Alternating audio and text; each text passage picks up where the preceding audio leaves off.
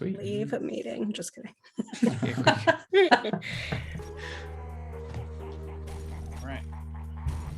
All right, show your sweet steel box, Bob. Yeah. All right, ready?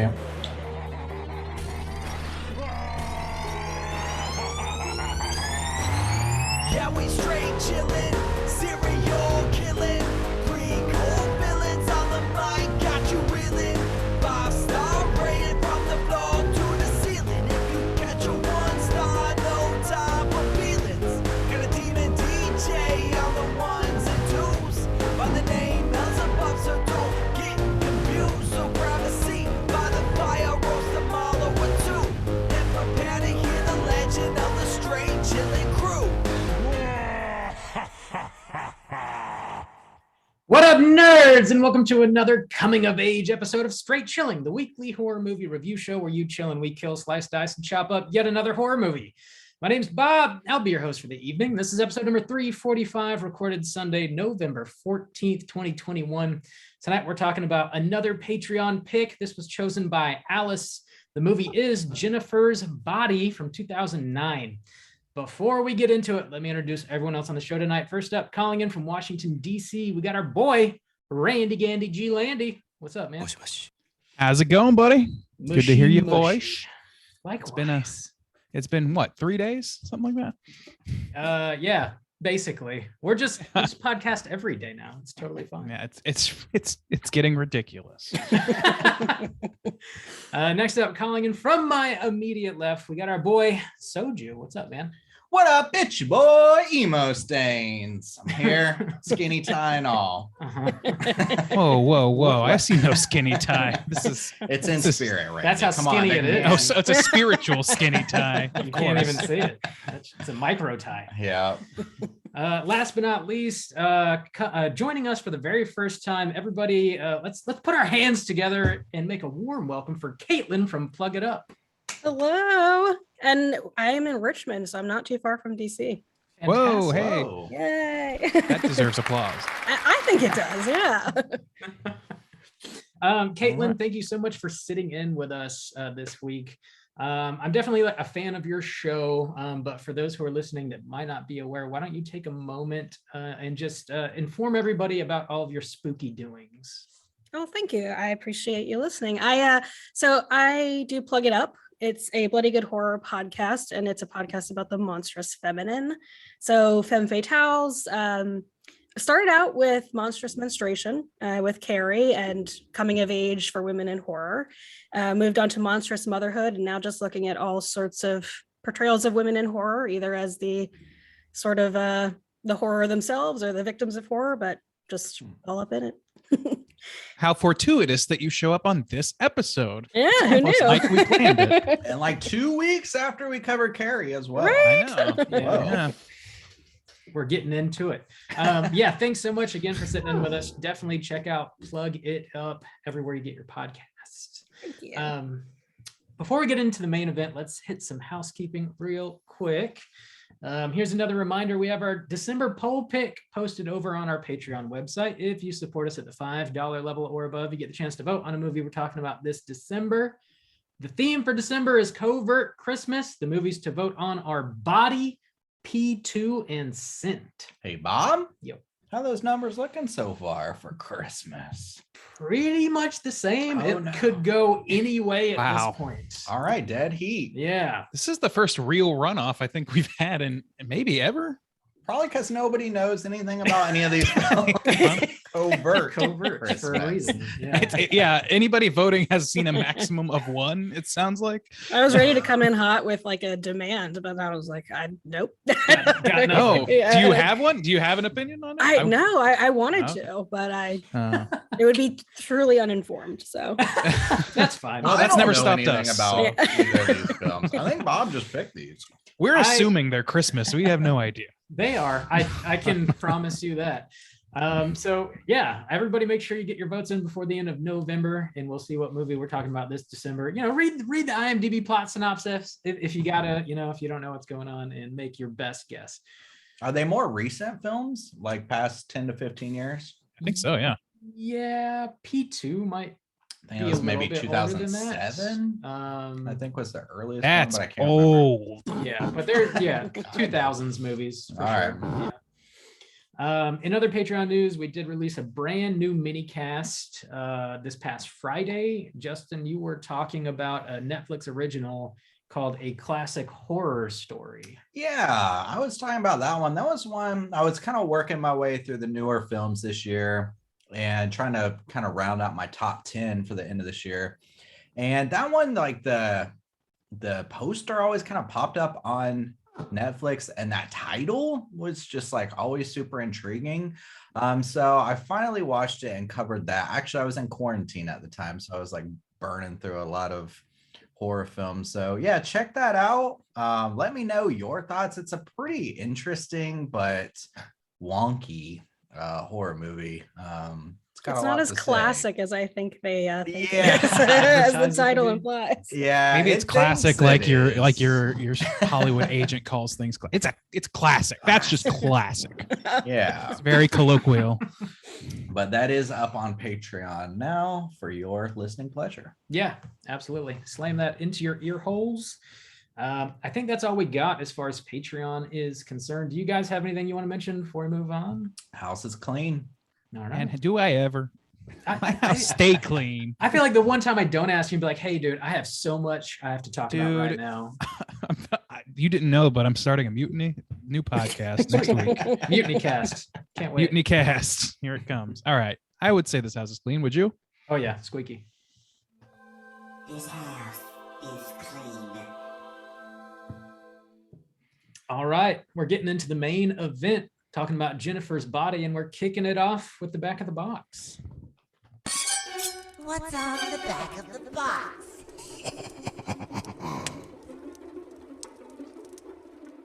Hey, Bob, I'm looking at a fancy box you got over there, but you're not reaching to pick it up to read the back.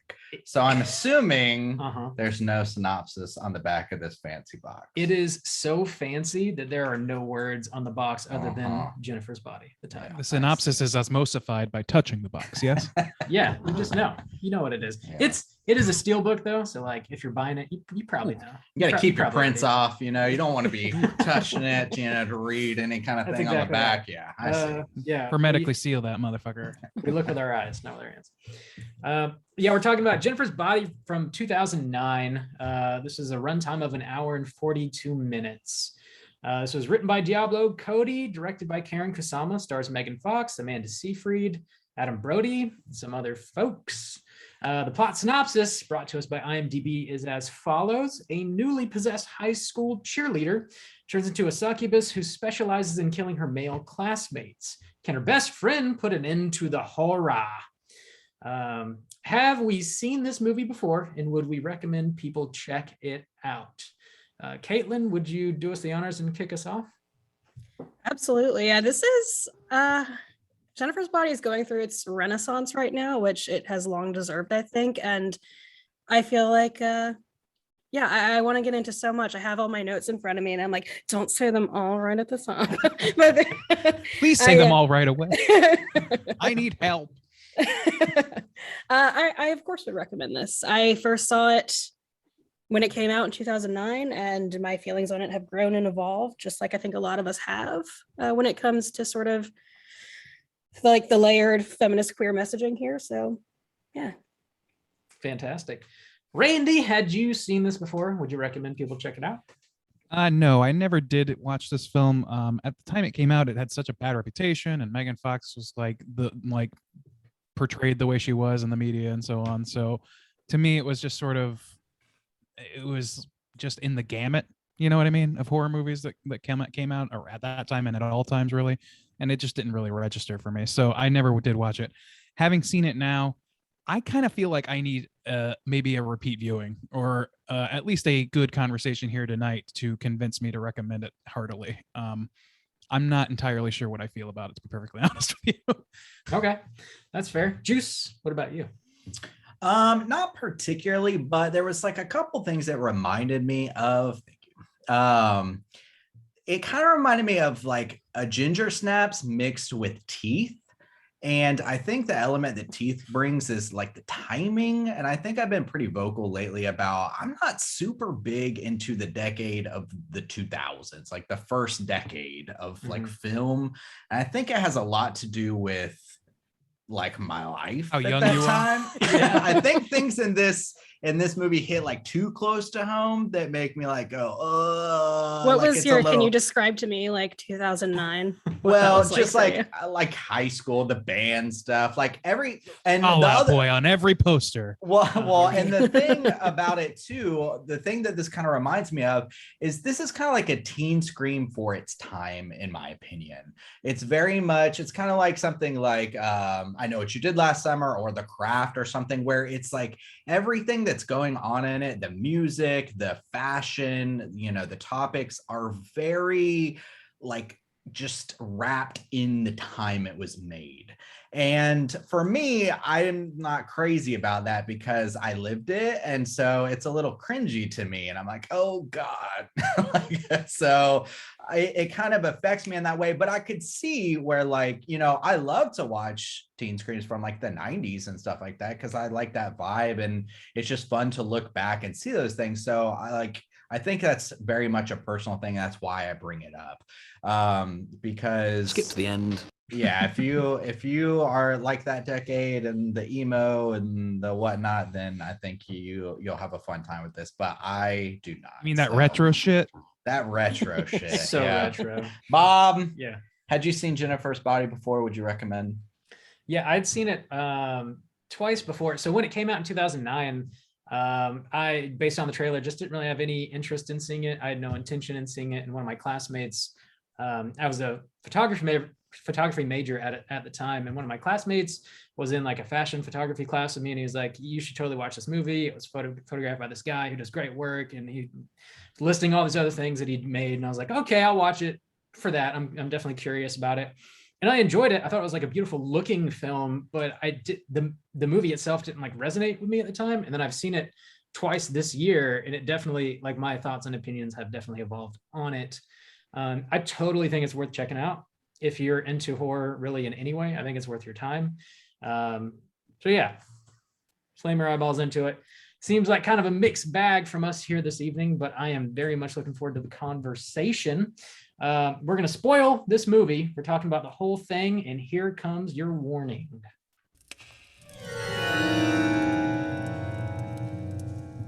Spoiler warning.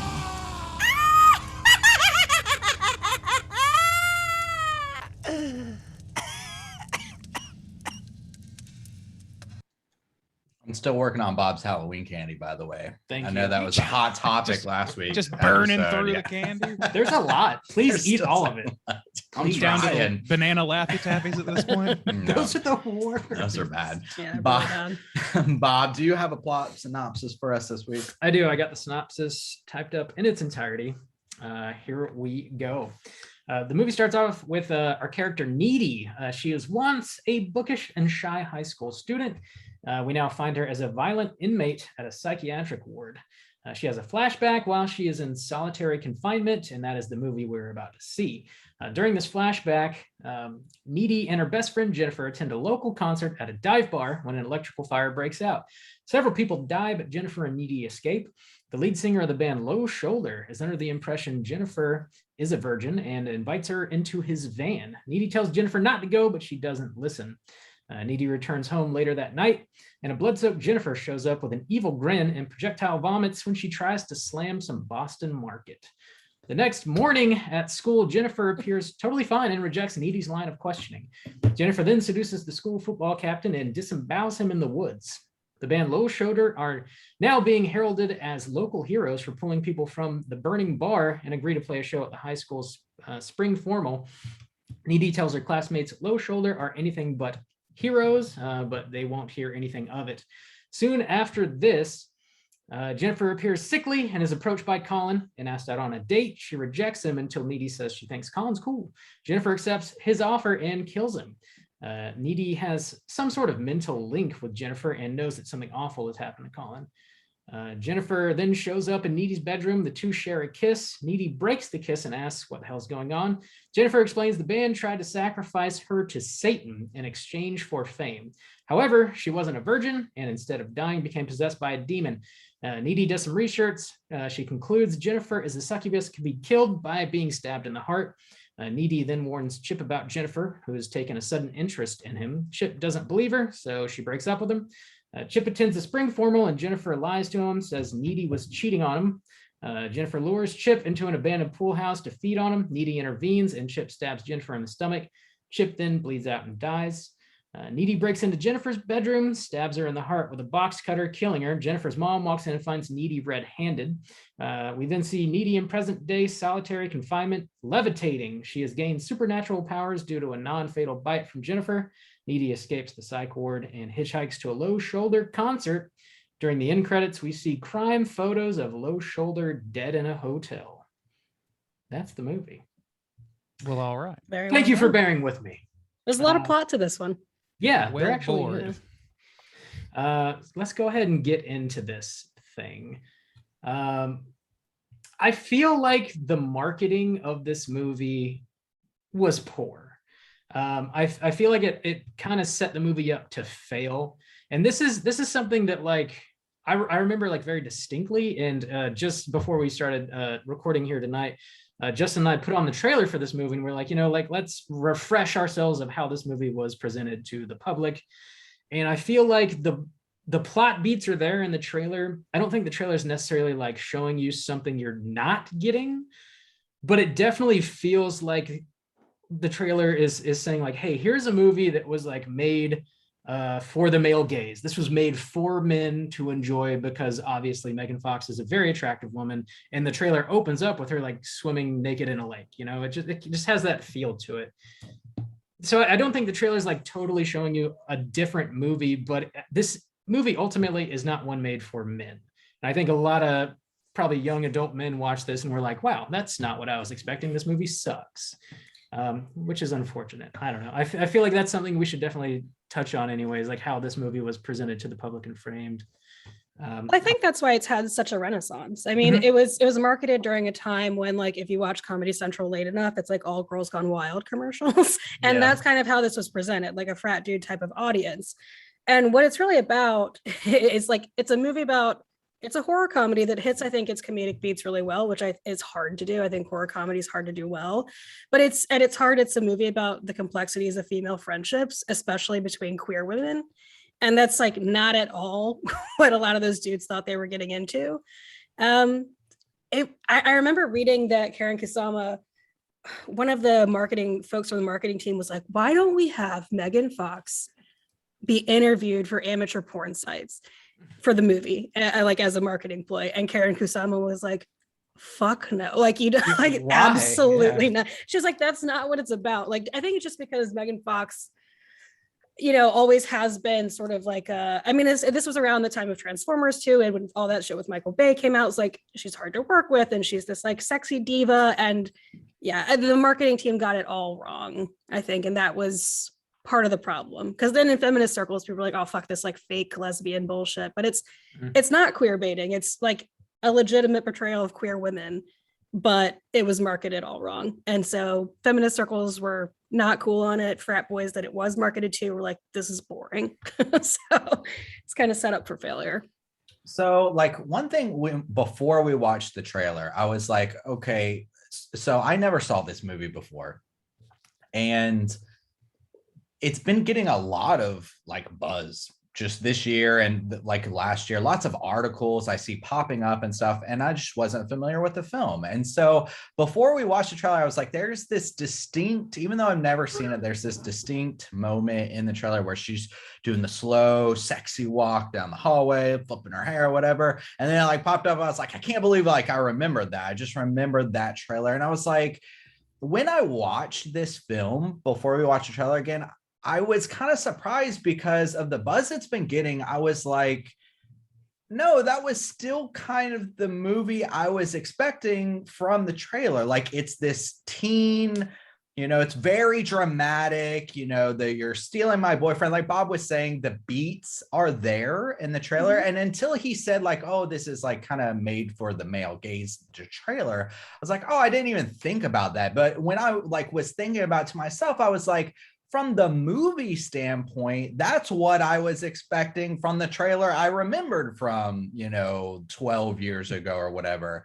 And so that is interesting because it's like, it's still kind of, to me, like I can't help but compare it to Ginger Snaps. And I mean, to the shots of them walking down the hall are like kind of beat for beat. Yeah. Like when Ginger is like sexy Ginger and then Jennifer's like sexy succubus. It's and it's a good callback. Simply evil. I just can't help but think, like, I just love Ginger Snaps so much, but I just can't help but think that Ginger Snaps feels like it has more to say, or it did a better job in not making it so like teen drama, I guess, because like all beats aside from this movie, like it like, I don't know, I can't take it too seriously. And again, part of it could be the comedy level and like the themes that like are just not the themes, but like, again, I said it's rooted in a very specific time. So a lot of the comedy like pulls from like the emo kids and stuff like that. So that could be distracting me. But I feel like maybe the comedy, whereas like Ginger Snaps isn't rooted in any kind of like comedic level. And maybe that's kind of the thing that's throwing me off about that. I can't help but compare those two movies. And at the end of the day, I can't help but think like, I feel like Ginger Snaps has so much more to say and does it in a better way. No, go ahead. Oh, no. Okay. Yeah, I mean, I had a rough time with this movie, and I think that like you pinpointed one of the reasons why, and it's the time period, certainly, because like I mean there are things in this movie I mean I knew the reputation of this movie, its current reputation generally, and when I went to go watch it, and I was excited to sort of like engage with it on that level, on sort of a level that's like, okay, this is a movie that was negated from existence for so long for seeming so dumb, but now people are finding something really smart in it. So I was looking for that smart core, but I was very, very distracted by the attempts at comedy, which in my opinion were not that good. I'm a big, like, I've seen Juno probably like 12 times, and I really love that movie. I think it's a great fucking movie. And so when people would say like, I don't like that movie, the dialogue is just, it's cringy, it's disgusting to me, and I don't like it. And I was like, I would always be like, yeah, no, it's charming, it's witty, it's fine. In this movie, I totally see what the fuck they're talking about, because this movie, to me, like, I think it's like to me, the characters who are saying some of the like most Diablo Cody things are the ones that I like the least, that are least charming to me, that I don't want to engage with like as much. And so it feels Chip and Needy, or like their lines or Jennifer's lines. Yeah, well, Jennifer, a lot of the time, like Jennifer kind of just like, to me, like starts and ends like kind of being a dick all the time. Yeah. Like I don't really see that. Like, I don't know. So like to me, it's like there's a difference between seeing some like charming indie kid who's gotten knocked up make these like pithy one-liners, and then seeing this like very, very cruelly sadistic girl become more cruel and sadistic, while also having these like pithy one-liners that just seem like, it just seemed really out of place to me. And on top of that, there's like, because of its time, again, a product of its time, is like there's a lot of use of the word retarded, which bothers me to no end. And like to me, it's like, that's not what I was expecting from its new reputation, which is that it's like got a lot of value to like I don't know, social commentary and things like that. To me, it seems very regressive in that way. So I was jumping hurdles with this movie is what I'm getting at. And I'm still trying to like sort of like come to grips with where those two things don't align. I'll get you there. Okay. No, I think so. It's funny that you say that about Juno, because this movie is super quippy, and I kind of have the opposite thing where I'm like, Juno's not my favorite, but I appreciate the dialogue here more, probably just because I like the movie a little bit better. But I think the sort of the like woke notes that it hits for a lot of people now are in circles for queer women, in the sense that like there are beasts like, so Low Shoulder is going to sacrifice Jennifer because they think she's a virgin and they need her for the ritual. And Jennifer is coded as like super slutty through the movie. And what's kind of cool is that her promiscuity is what saves her from being sacrificed in the movie. And the like, script flips and she becomes this raging, horrible, decidedly, but interesting and compelling to watch succubus demon character, which I think is really fun. And I like, there are some sort of teen drama moments between the You Still My Boyfriend with Chip and Needy and Jennifer, but it's almost like just having grown up as a young woman like that, sort of the beats of like, well, do I want Chip to like me or do I want Jennifer to like me? And some of that meanness is, and some of the sort of like, I'm just kidding, I'm just pretending, we're just sandbox like best friends. Do you want to play boyfriend, girlfriend? Like those kind of notes I feel like ring really true for a lot of women who grew up in that time. Seeing the jean skirts again did like re-traumatize me. I was like, oh my God, like let's not. But yeah, I mean, have a huge soft spot for this. There's a distinct, like certainly a distinct lack of that POV for me. Like I don't have the benefit of that point of view, right? Like innately. So like it's good to hear that. But in the moment of watching the movie, and that's kind of what I'm gauging on, is like having watched the movie the one time, I was just saying they're very like easily distracted by like things like Chris Pratt showing up and making a homophobic joke. And just like being like, what is this the movie I was promised? Like what is happening here? So I don't know. That to me was like a bit much. And like I in thinking about it since watching it yesterday, I can't believe it's only been a day because I've been thinking about it pretty much nonstop. And I'm trying to like, understand what the point of view is exactly. And it's, to me, it feels like Justin said, like I think that maybe one of the hangups for me is that Jennifer starts being like, she starts out kind of being a dick. She's kind of an asshole to start with. She just becomes kind of like a supernatural asshole. And it's like, I don't know. To me, that's like, I don't see this as like the same kind of like revenge movie that like Last House on the Left is or whatever, like, or any of that stuff. It's definitely different, like for a number of reasons. But one of the reasons is that I don't feel like super attached to this person from the outset. Do you know what I mean? Like I feel like not, and I guess that's kind of the subversion maybe, is that like this is the person that in most, slapdash horror movies would maybe get their quote unquote comeuppance for being that kind of asshole, but instead she just kind of like gets uberfied and becomes the mega version. She does end up dying at the end. Like I feel like if you're rooting for anybody in this movie, you're rooting for Needy. But like, I see what you're saying. Jennifer's like, she's funny to me in throughout the entire movie, and I like how whenever she does become like a succubus, she's sort of just like nothing about her character does change, and the people that she ends up killing to like feed the demon inside is she chooses those people based on like kind of shitty high school stuff, like she's jealous that her friend's getting attention, or like she's jealous that her friend finds this other boy attractive, so she goes and kills him. I like that her choices are based in like, I guess like high school insecurities. I guess to sum it up, I like that the character is like consistent in that way. I don't think you're ever supposed to really like root for Jennifer, other than that like.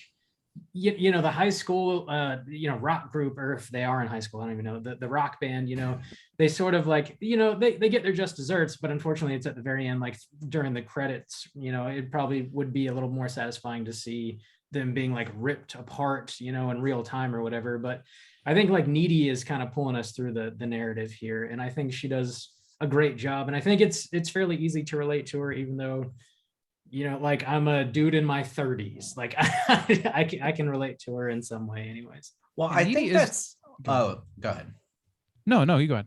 I think that's maybe like one of my problems too, is that a lot of these characters end up becoming just devices and not actual characters that have any kind of like growth or development.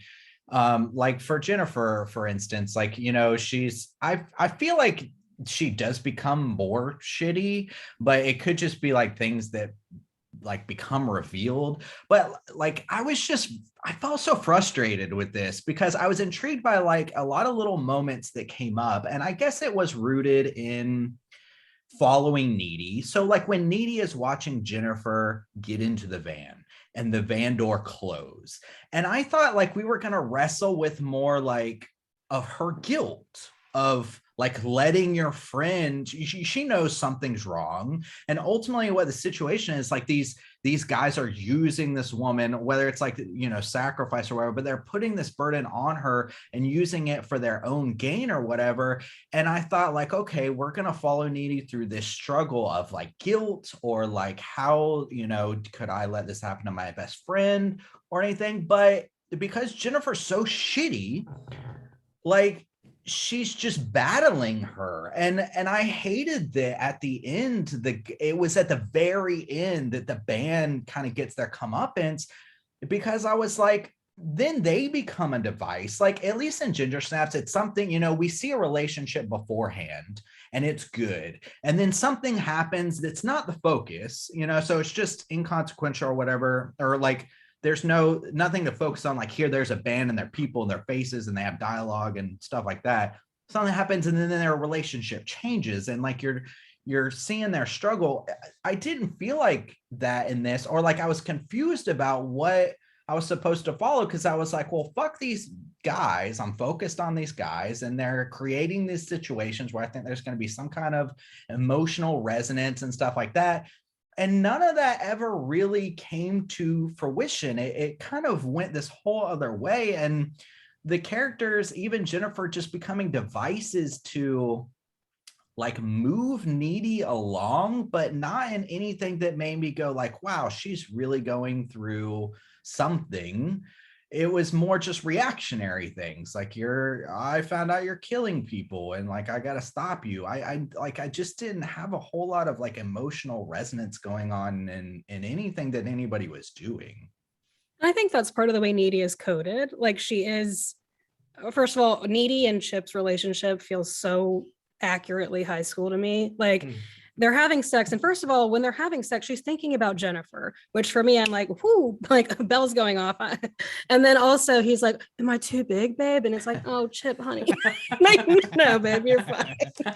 But like, you know, Needy sort of goes through this thing where she's, yeah, like low shoulder, fucked over Jennifer in a lot of ways and made her into this demonic presence. So they kind of fucked over her best friend.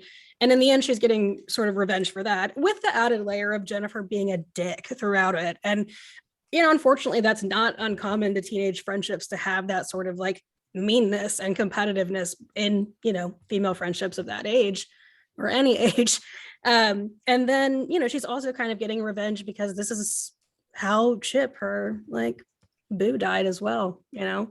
So I appreciate Needy, and I like at the end that we finally see her angry. I feel like she's very protective throughout the film. She's protective when Low Shoulder's like, yeah, that chick's not a virgin, and Needy's like, yes, she is. That's my best friend. And like that's decidedly not true, you know. But like she's very protective of all those people, and in the end she finally just gets to be kind of pissed off. And if nothing else, I'm happy to see that. I'm also happy. I love movies where women eat men. Like I love to see Ginger eat a man, love to see Jennifer eat a man. Like love a good appetite on a woman. So I don't know. I just feel like it gets fleshed out the more I feel like I think about it. And there are little jokes in the between that make me like, I'm like, oh, Karen Kusama, I see you, Diablo Cody. I mean, no one can figure out, that all these male scientists are like, what does it do? And it's like, what's that hole for? I did not think about that at all. Where does it go? And the knife shows back up at the end. So yeah. I don't know. I don't know what's being said there exactly, but I know that I get the hole now. I get the hole. Yeah, devil's cattle. That's the point. Yeah, I mean, I did like Needy. Like Needy is definitely like the point of view character, but I did not feel like I knew that for sure until like mid to like 2/3 in, because maybe this is an expectations problem for me, because what I took from all of the rumblings about this movie is that we should be rooting for Jennifer, and I don't feel like I ever did, and I don't think that I should be. She's a terrible person, pretty much front to back, and so I spent the whole time trying to like why do people put up with this? Why is this a thing? Like, why is this? Because she's hot. I'm just kidding. Yeah, exactly. No, that's exactly right.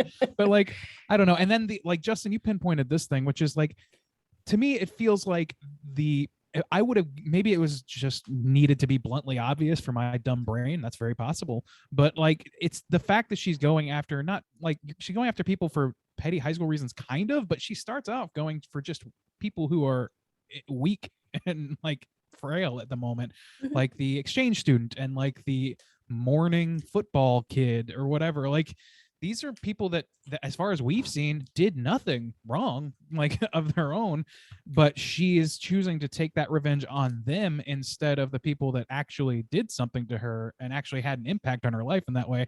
And I just had a hard time getting over that. I was like, this is evil shit. Like, you can't, like, how am I supposed to sympathize with this?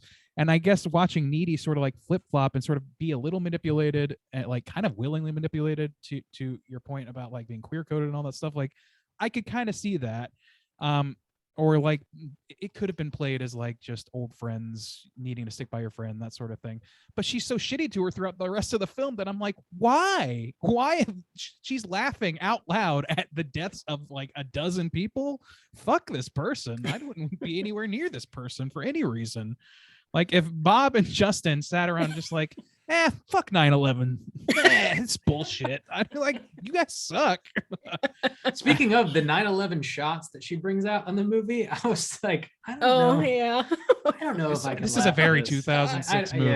Yeah. I think that was supposed to be 2009. intentionally cringe. Yeah, 2009. Was Yeah. it 2009? I thought it was Yeah. 6 the whole time. Well, The- yeah, it's like The shots that's supposed were to be cringe, cringy, and right? so was Chris Pratt. Sorry. Yeah. And here we are in 2021. Yeah. Very validated those feelings. Yeah. There's like some elements of just the movie making process going on here that I feel a little more justified too, and just like saying like, I don't think that's very good. The musical cues in this don't really add anything to the scenes where they're thrown in. And we talked about this a little bit when like Fear Street came out this year, where this was like, this is what's hot now. This is the hotness right now. It really does nothing for the scene. It, like, I actually found it very distracting because it seemed like something emotional was going on, and then this other song was playing that like did not fit that emotion or tone whatsoever. I feel like that happened at least like 2 or 3 times. Oh yeah. And I was like, man, this just is not working for me. And like, I wasn't like super big into that kind of music anyways. But like, from a movie making standpoint, I was like, you could at least match the tone of what's happening. It feels like in order to pair 2 scenes together, it's almost used as like a transition. And it just doesn't fit either scene like any time. I found that like very, very, very distracting. Totally. And it's like that's like, it seems like kind of like, oh, we're filling out the soundtrack so that it can make big bucks because we have to put fucking, I don't know, the matches on 3 times or something. And like, fine, I guess, but it doesn't really lend much to the movie except for now a datedness. And also, like you said, like it doesn't really match the tone. To me, what saved that aspect of it was strictly that I'm like sad that there is no more rock and roll representation in mainstream music. And I was just kind of like, the dying gasps of rock and roll. That's what it was. And that's probably why it died. I liked it. I thought the first 2 notes I have are like, I dig the score and the soundtrack. Like, I don't know. There's a Silver Sun pickups song in this movie, and I like love that record. Like, I really love it start to finish. And I think it does like help frame the movie because the movie features like a high school rock band from 2009. And like, they're playing music that these kids would probably be listening to in that time and place. So like, it makes sense to me. And also like the movie like kind of opens up at a rock show at like, a dive bar or whatever, but it opens up at a rock show. I don't know. I think it makes sense to me. And also like some of this music does hit for me. I dig it. If it was I'm trying to remember if it's diegetic or non-diegetic. So if it was diegetic, like it was music playing on a radio in the movie, then I would see that point. But because it's so non-diegetic and so like, this is part of the soundtrack. This isn't, people aren't listening to this music in the film. We are experiencing it as a element of the film. That to me kind of like sours that a little bit because I don't know. It just feels like somebody putting their mixtape on or whatever and hitting play, regardless of what's happening in the background. and that shit's distracting. It just is. I don't That know. does, I mean, that does fit with the vibe of the movie for me, because like Mhm. what was I doing? And this came out when I was in college, but when I was in high school, like, yeah, making shitty emo mixes for the boys I liked, like that all tracks, Yeah. And I I get that, do like, so it checks some boxes for me just in terms of the score. I really appreciate the musical sort of like conception and presentation of Low Shoulder, because they're just fucking awful. But I would have been like, oh my god, like, like I can totally like have cringe seeing myself being like, hey, where's eyeliner, like, and being just stupidly infatuated. But I love how like the whole thing about like the lyrics of their song, even Through the Trees, is like pretty creepy, like not something that you would want a young woman to be like, yes, that's the kind of relationship you should strive for. But it all just feels so true to life, with like, they're gross, they're gonna literally use her body in order to like achieve their success. And like, I just like, it just feels so, I don't know, whenever I see them on screen, I'm like, oh god. And then I'm like, but yeah, that makes sense. Like, yeah. Right. I have no notes about the band actually themselves, the way that they were portrayed. I loved that. And in fact, those are the perfect characters Yeah. to have that sort of quippy bullshit, because they're like sadomasochist assholes that you're supposed to loathe top to bottom. And like, I could see that right away. And so having them like sing fucking that song, I forget. Through the fucking- Trees, not on Spotify. No, as it well, turns no, out. like the Oh, Beatles song, and they're no. murdering her. Oh, It was yeah, like, yeah. oh my god, like Yeah, super that's cringe. fuck yeah. you, fuck you. But yeah, even the Through the Trees thing, like you're right, like that. The fact that they compared themselves to Maroon 5 is a jab that I love. I love that. Yeah. So I'm into that, and like them as characters, I think do every job that they're supposed to do, and I have no notes for them. Well, I think that's why so much of this lands for me, because it just checks a lot of the boxes where I'm like, yep, that tracks. Yep, girls that are best friends, but also like kind of shitty to each other.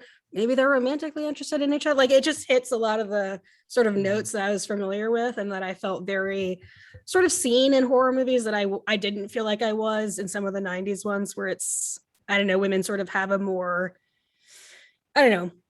It's just, I for the first time, I think in horror, I was like, yep. Like like shitty, like thinking that you're really badass when you're like, hey, monostat, hey, Vagisil. Like, of course I was like cringy, fully, yep. And I think that for a lot of women, especially, in and around my age bracket, and that have some of those experiences, either in terms of, with your boyfriend, or having that sort of like queer questioning sexuality, it's a movie made for people like me, Mm-hmm.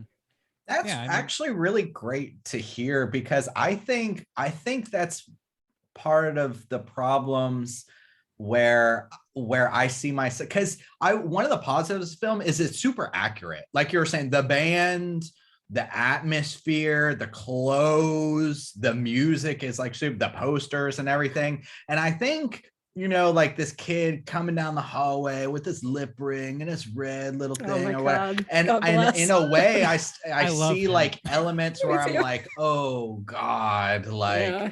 where you see like, yeah, I'm represented. I could be like, I might be like represented in some way too, but it makes me cringe too hard. Like it makes me go like, oh no, those were rough times, weren't they? Or just like, They were rough times. well, just even like you said, the music, looking back now at some of the songs that were super popular back then, and like the Mascara eras and stuff like that, it is very troubling. And like you said, like no woman would actually, say like, oh, this is the signs of a good relationship. The actual lyrics that people are singing, you're like, looking back now, you're like, these are like a lot of troubling things. And like, I have like no doubt in my mind that like the way that this band is like taking advantage of girls like happen like nonstop, constantly, in these same kind of ways. And I think that's what kind of bothers me. Like it's too on the nose, and I'm like, oh, it's almost like a real life horror then in that way, where you're like, oh, that's very troubling. Because don't it's show me true. these Then you parts get a of joke myself. about Vagisil, and it's like Yeah. waka Or like, waka. I think It smells like Thai food in here. Have you guys been fucking? Like when that I was like, this is the tone we're setting. Oh my see. God. When Seth it's like, MacFarlane is rolling laughing. You know he is. Or that like there Um, was like who is a cool dude and who is a hoe or something. I was just like, this is not landing for me. Like the I comedy love level. JK too. he's Like, Yeah. I think the I would have cast thought that like there's no line he could. Sorry, go ahead.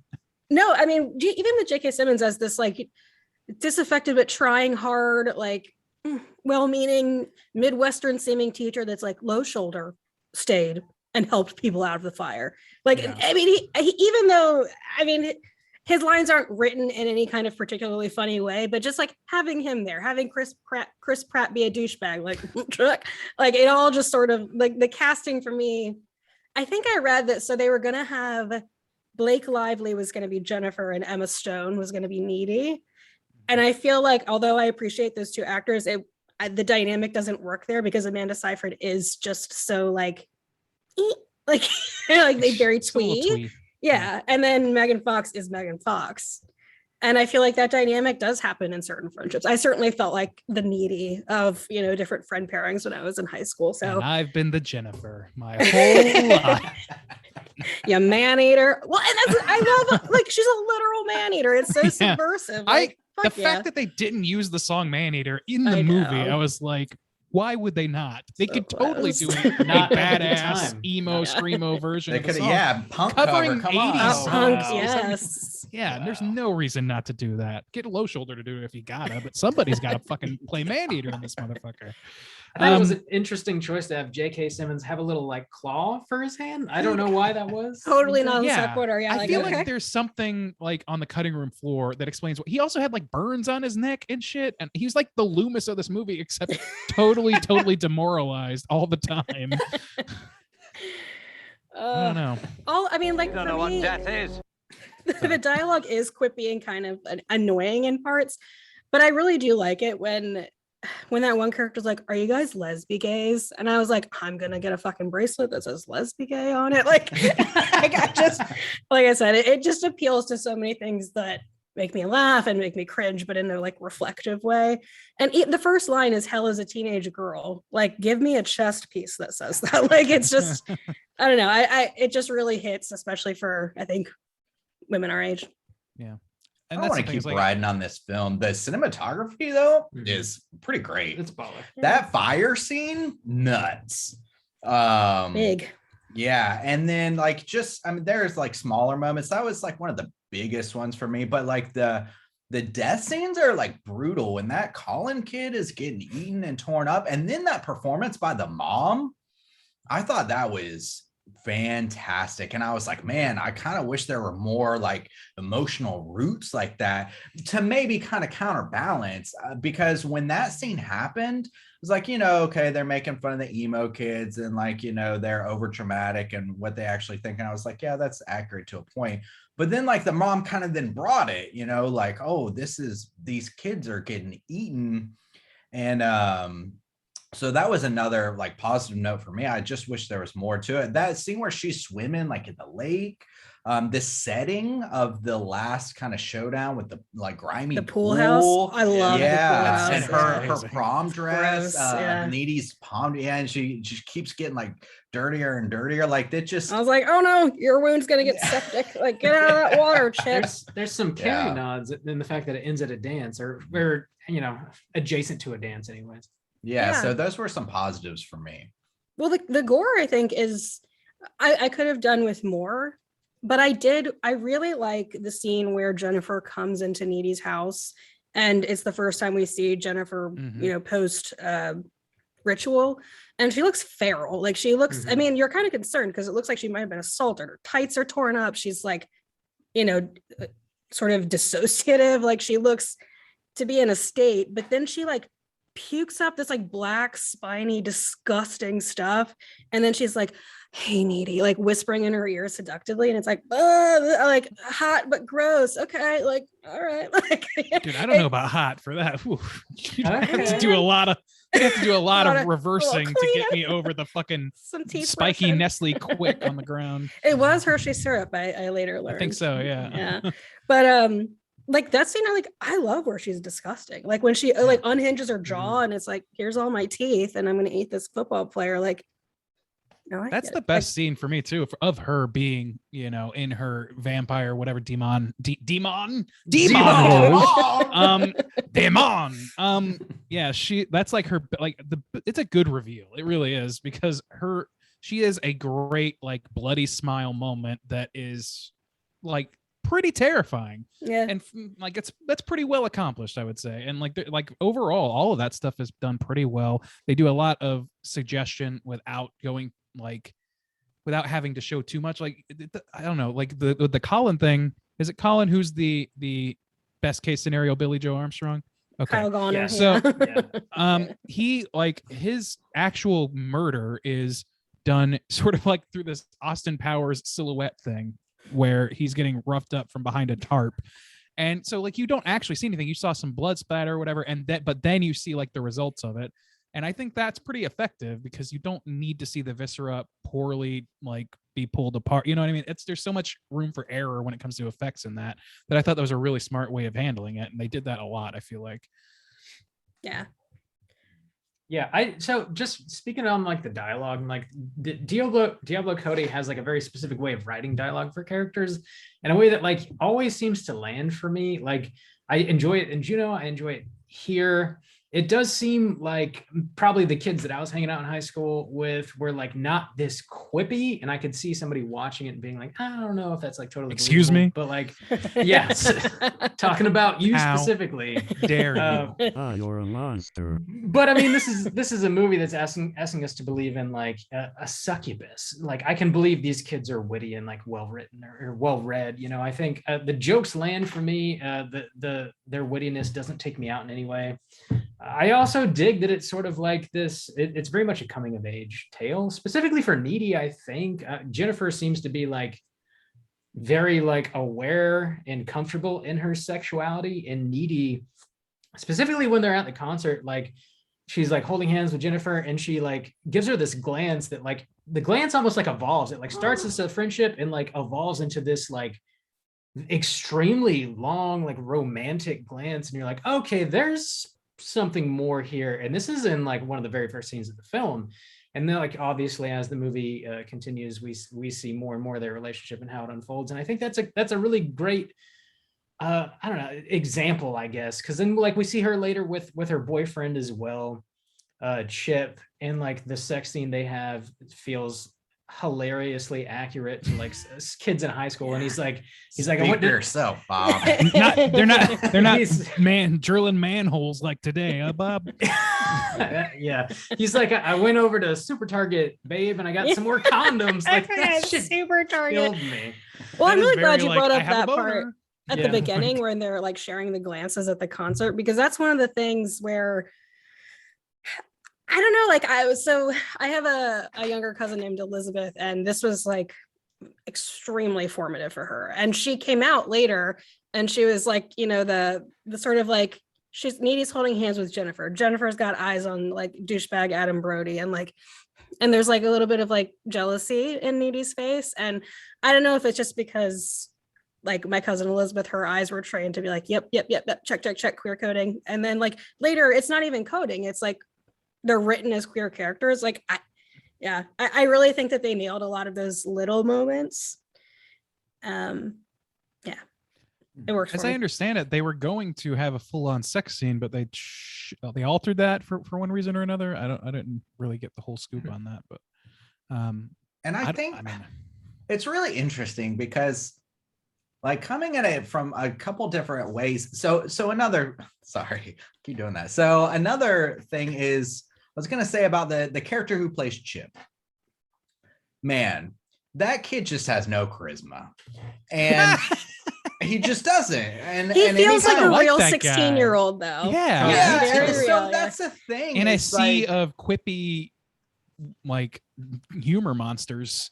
Well, yeah. it's like Needy's like, I did some research at the library on the occult, and he's like, our library has an occult section. Like, beautiful. Like, of all these quippy lines, like our straight man That's a Chip. valid question. Yeah, it's Yeah, a great okay. line. What? And it's so funny to me because it's like, I see what you're doing there. And I think that's where, so I mean, it is accurate because this kid has no charisma, and it's pretty good, I guess, in a way, if you're trying to show, especially that sex scene where they're having sex. She's obviously thinking about Jennifer, and in different ways too. She's worried about the danger and like what's going on. She's also thinking about this Colin guy or whatever. So like it's interesting because it's accurate, and for me it's a negative, like, oh, look at this guy, he has no charisma, and oh, look at this, like these emo kids being super dramatic at the funeral and stuff like that. Then you want to see this 16-year-old kid lay in some pipe? No. I'm just saying, like, when he's on screen, I'm like, he's a big nothing. Nothing's going on. Oh man, that's so much crueler than it has to be. Well, no, I'm just. But then for Chip. you to see, like the glance, which are amazing, and the way that that's directed, and the way that their like chemistry kind of builds together as actresses is fantastic.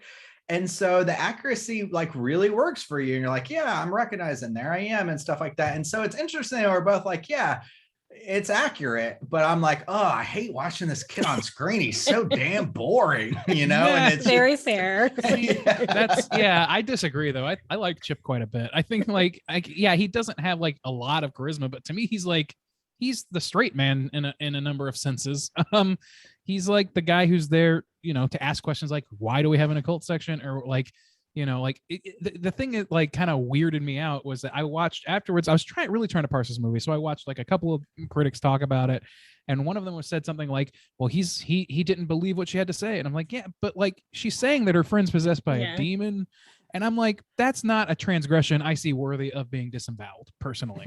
Not something that I would murder somebody over. And so I don't know, there's weird stands being made by people like that I don't really get. But like when it came to that scene of them glancing, I'm glad you guys brought that up because it completely passed me by. I was way focused on things like watching the band, because in my mind I totally thought this was a vampire movie. I thought he was glamoring Megan Fox, and I was watching because they were making eye contact, and like he's such a shitbag. I was just like looking for like any like direct implication, whether it be a fucking sparkly sound or something to say that she's now under his spell, which would totally make sense, more like make logical sense as to why she followed them and then immediately got skeeved out by it. But I understand that now, like why they did it that way or why they didn't do it that way. I don't know, but I'm just glad you guys brought that up because it would have it slid right off the dome for me. Yeah, I think when you go back, it's definitely one that bears some rewatching. And when you do rewatch it, and especially for me, because it did take me a bit with the dialogue to sort of like buy in, I guess, and just sort of let it flow instead of being like, that's weird. People don't talk like that usually. But like once I sort of let myself just be in it, I feel like I noticed a lot more of those beats and a lot more of the sort of just little moments that I think make this a really thoughtful, subversive, and funny movie. Let me ask this: like, is there a like in universe like an internal logical reason for Needy and to have visions of Jennifer murdering people, or no? I don't know. It's funny because earlier in the movie, before the concert, so before she's, possessed, so to speak, she and Chip are in her room, and then Needy freezes and she's like, Jennifer's here. And he's like, what the fuck? Like, how did you know that? So it's like, there's this already sort of like preternatural BFF, like superpower stuff going on between Jennifer and Needy, which is its own thing, I think, regardless of ritual or not. But I'm not really sure how we're supposed to take it other than these two are like close in ways that are making Chip a little bit skeeved out. Yeah, well, yeah, fairly so, like, I was very, very, very confused by her having visions. I was like, so what is she like? What is happening? Like, I just like, there's so many movies where they do that, and there's usually a reason. Yeah. But like at that point, it was like at least halfway through the movie, I feel like, and I was like, they haven't talked about this yet, so I'm waiting on that shoe to drop, and then to be like, oh, I have ESP or something, like anything. You guys can't see each other remotely. Yeah. Oh, I can see you all the time, Randy.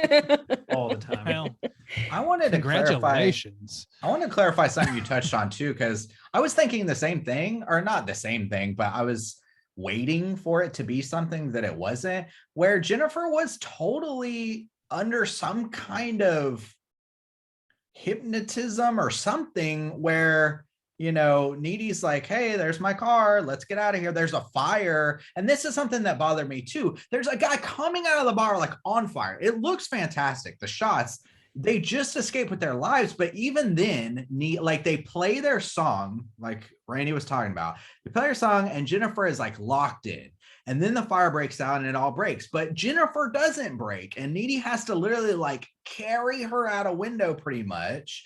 And then Jennifer is just easily pushed into a van as people are spilling out of this bar on fire.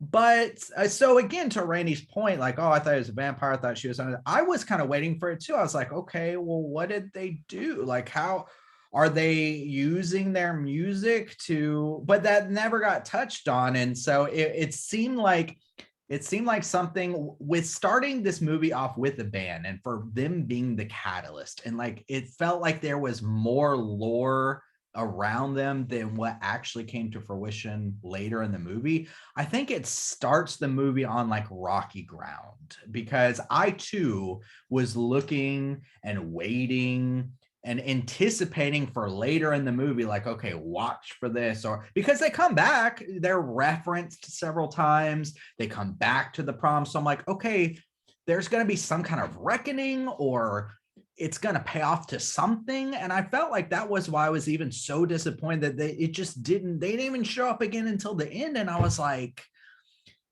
what? I don't know. I just hate that so much was like put into them in the beginning, because I was watching and waiting too, just like Randy, like, why is she hypnotized? It just seems like there's a setup and payoff problem with some of this stuff. Yeah. The only explanation I could really come up with, and I don't know why I'm like going so hard to bat to be like, actually, Please. but Somebody needs feel to, like, because we're very, very cold on this movie for some reason. but I feel like, it's set up that these dudes are, dabbling in the occult and going so far as to sacrifice a human being. So I feel like, if they were, I don't know, doing some sort of either like magic work or ritual beforehand to make themselves alluring and appealing. But honestly, they wouldn't even have to, because I feel like I've known girls that would have been like, yeah, I'll go. And it's like, Yeah, that babe, what? But with like, I think that, comes with the territory of like a 20-somethings dude in that position of, power and sort of sex appeal, and like an 18-year-old girl who's like, starry-eyed. I mean, she looks a little catatonic when it's happening. So it's like, is this a trauma response to the fire breaking out? But I could also buy like, yeah, like I feel like I've told friends like, hey, that guy sucks. Like, please don't go with them. And it's like, Yeah. So, See, I'm sorry, I keep cutting you off. So yeah, like I thought, like I kind of had that same thing, but like what I said earlier was true, that after seeing like the remainder of the movie, or a good portion of it anyway, I was like, okay, so that she was effectively glamored by them, but I don't think it was supernatural. I think it's very much just the natural response, like you just described. But the way that she portrays it, or the way that the director has her portray it, whatever, is like Justin said, it, or like you just said, actually, she's catatonic to an extent that it seems unnatural. So maybe that's the source of the confusion, is if they had just made her be like, kind of like, no, I want to go, and she like kind of like, pulling herself up, like amping herself up to go and do what she's been excited to do, but maybe is a little trepidatious now, like because there's crazy things going on. But I don't know, maybe they needed her to be that way so she could effectively ignore the carnage directly behind her, I guess. But it doesn't make a logical sense. It just makes that we need to get A to B sense. Yeah. Yeah, I think she was going to the show looking for that extra salty singer, and she found him. Like, I don't really think there was any like magic involved, except that there are people on fire pouring out of the building. I mean, yeah, that would be a distraction, but you survived this horrible ordeal, and you got out with your life. Really gets you going, huh, Bob? Might as well go bang this Speaking from experience. It's a survival bag. He's got a great van, why not? I do think we need to kind of land the plane here. Let's go ahead and rate this movie. If you guys have any other points, feel free to make them as we're wrapping up here with our scores. Out of 5, Caitlin, would you do us the honors and kick us off? How do you feel about Jennifer's body? I really do love this one. I love coming of age and horror. Obviously, hit that a lot on Plug It Up. And I don't know, this one really, for whatever reason, speaks to me. And I think a lot of women who are in my same sort of background in sort of feminist horror circles, queer horror circles. So it's a soft one for me. I would probably go 4.5 out of 5. All right, 4.5. Juice, how do you feel? So it was weird because like I couldn't help but compare this to Ginger Snaps and a lot. And I think it's like in certain moments, it's definitely like, you know, paying kind of tribute to that.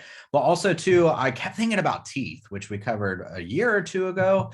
And again, I think a problem with Teeth that I had was the time it was made. And I think things were just made a certain way then. And looking back now, it's still kind of difficult for me. I remember as we moved out of that decade and like just the way films changed and how they're made, I was like so relieved. And like I say again and again and again, like, oh, the past 10 years was like some of my favorite for horror. And I think part of that was the transition out of this era where it didn't vibe with me even kind of then. And I think unfortunately this movie kind of hits in that too. It does have its good points. I like the cinematography, and like the gore from a horror standpoint. This has some great horror elements. Like you just don't get to see like a succubus type demon in movies often. You got a bajillion zombie films. This is a cool like succubus, like it's really cool. Her, like Randy said earlier, like the bloody smile, the like, yeah, that moment when she comes into the kitchen and she like the black puke. Great horror elements, really great horror elements. I think a lot of the problems I have are things that just like irk me on a personal level, which I just like can't get over. I like the music. It doesn't hit for me well. The blend of comedy like doesn't hit for me well. The fashion and stuff like that, it all just like hits too close to home. And I like can't change that. You feel a little bit. I'm not Exposed more so. seen, not yeah, it's just like, oh, I'm glad we're done with that, you know. Oh yeah. And like I hate to even go back. Like, I hate the reminders of it almost. So on just like many different levels, so the comedy, cinematography, fashion, music and stuff. So I don't know, it's a rough one for me. I wish it had a little more of a back and forth like Ginger Snaps, like it started this way and it transitioned to this. But yeah, Jennifer she's kind of shitty, and it's hard to just kind of put up with her bullshit. Needy's great and I like to see her journey. But then again, old shit, man, she's like the most fucking boring dude. And I'm like, man, I'm either with fucking Chip over here who's boring the shit out of me, or fucking Jennifer who's pissing me off. So yeah, so this one was a bit of a rough watch for me. I would be down to watch it again, but as it stands right now, I think I'm gonna put this one at a 2, and that's like on all the horror elements, like the blood, like her ripping those guys apart, and that mom performance at the funeral and stuff like that. But everything else, I have a really hard time getting through personally. Yeah. All right. Bob, you want to get in there? Yeah. Bob, out of 5, where are you putting Jennifer's body? I think I definitely dig this movie more than you. The music and like the styling choices, and like it being from 2009, it's like it's so of its time, but in a way that does not affect me negatively. I think that's sort of to the movie's benefit. I'm like, yeah, definitely lived through all that. I don't know. I dig it. I think it adds some sort of charm to it.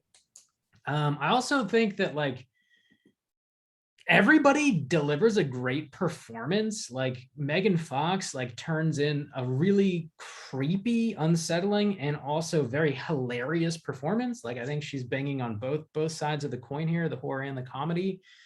Amanda Seyfried does a great job. I don't think anybody's really lacking here. Chip. I think Chip is fucking hilarious, dude. that's not cringe to me at all. Like every time he's on screen, I like he's got his little like glow rock for the ambiance. You know, that shit is Yes. hilarious. Eh, I don't know. I dig that. We've all either been or been with a chip, and I don't know. Yeah. It is Yeah, what yeah, it is. yeah. I don't know. I dig the cinematography. I dig the idea of like demonic transference and like how they play with it in this movie with like, you know, the band's like, "Oh, we found us a virgin," and it's like, "No, joke's on you, motherfuckers!" Like, you know, I'm coming to get you, or my friend's gonna come get you anyway. Needy with her protective side still coming out, even though she already killed Jennifer. I don't know. I think the CG does not hold up. That's probably like my biggest knock against this movie is like when she unhinges her jaw to eat these kids. Like it looks bad. It doesn't hold up. But I think I'm going to come in on a 4 out of 5 for me. Randy, how do you feel about Jennifer's Body? Oh boy. So I still feel like I owe this movie a second viewing, maybe. But I'll tell you, like, just this is purely based on my first experience, where, you know, without the point of view benefit of, you know, having been a teenage girl with any sort of queerness like that, I don't have that, and I don't want to negate that. I want to make it clear that I'm not negating that. I just don't have that well of knowledge to draw from. And so when I'm watching this movie, I was largely confused for a lot of it.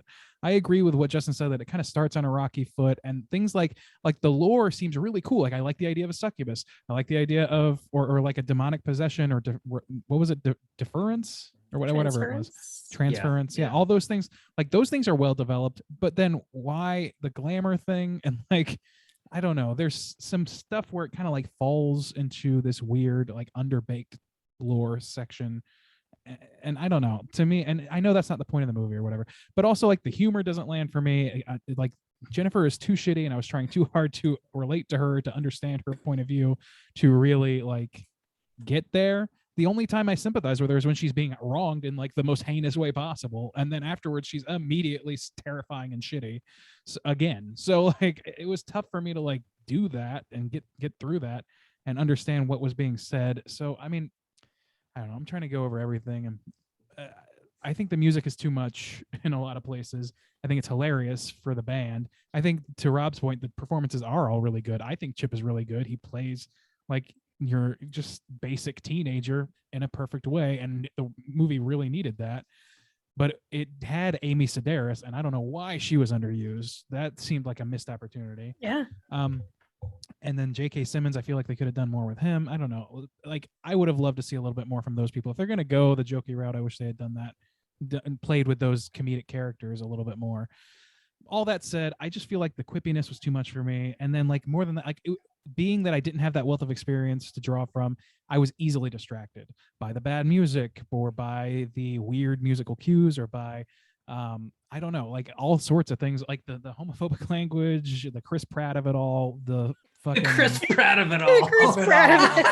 That's how I'm going to refer to like any negative shit in my life. I just can't hang with the Chris Pratt of this situation. Too much Love it. Chris Pratt. Love it. And then they really do, like, I counted, I believe, at least 4 uses of the term retarded in some capacity, or special ed, and like, you know, that's a little close to my heart for me to kind of like sit pretty with that, while also struggling to understand what the core message of the movie is. So for me, I just had trouble with this movie, and I would like to give it another try. I'm open to the idea that it's every bit of everything that people say it is, but I just like, for me, it just hit this really irritating valley where it was a really bad person getting to be an even worse person by way of being damaged, and me like slowly converting to like just rooting outright against her and not really having a good time in that transition. So for me, it's about a 2. I'm going to say a 2. Yeah. I almost said a 2.5, but I don't know. Like I gotta give this one another watch sometime and give it some time to ruminate a little more. All right, with Randy's 2, that's going to put our aggregate at a 3.1 out of 5. Let's go ahead and jump into our Rotten Tomatoes segment, see what the critics and users think about Jennifer's Body. Certified. All right, ladies and gentlemen, this is the Rotten Tomatoes segment. And for those new to the podcast, the way this works is I'm going to give these folks the chance to guess, to the best of their abilities, the aggregate scores of both critics and users on RottenTomatoes.com. We're going to start with our critic scores we usually do. It seems like everybody's got a pretty good bead on what the critics generally thought of this movie, but let's see who can get closest. There are 209 reviews. We'll start with Bob today. We haven't started with you in a few episodes, I don't think. Why don't you tell me what you think? What is the percentage? It's hard to say. Like, are these new critics coming in, weighing in on this movie? Are they from, a decade ago? I don't know. I'm gonna I don't have their go. dossiers on me. I'm gonna go. Yeah, you really let me down, Randy. I'm gonna go with a 60, please.